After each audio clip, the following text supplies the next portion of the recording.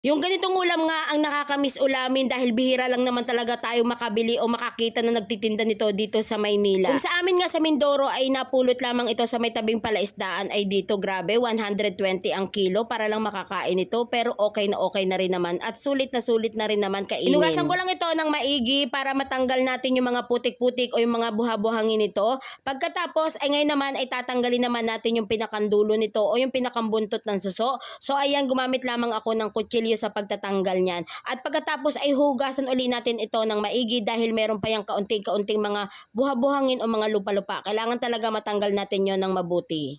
Nagpainit ako ng mantika sa kawali, pagkatapos ay una kong ginisa yung luya. Kapag lumabas na yung aroma ng luya, pwede natin ilagay dito yung ating bawang at sibuyas. Kapag okay na, pwede natin ilagay dito yung mga suso. So lulutuin lang natin ito.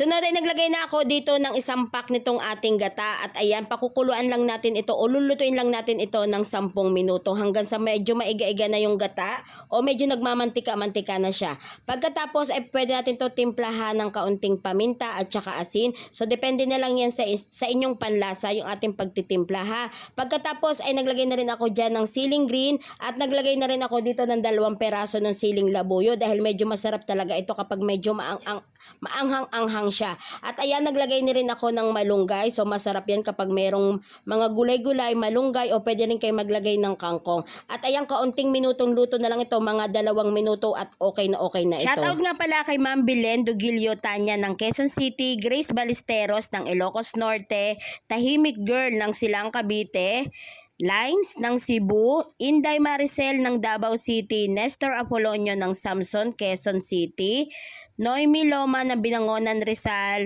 Che Agpa ng Bulacan, and Pen Shop PH ng Bicol. Sarap.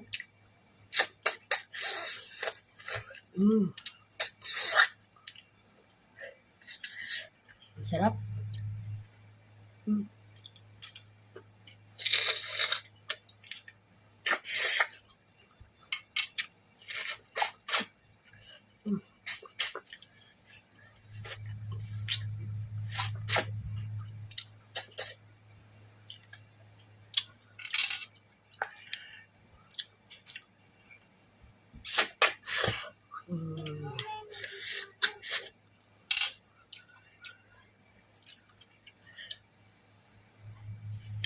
Sarap.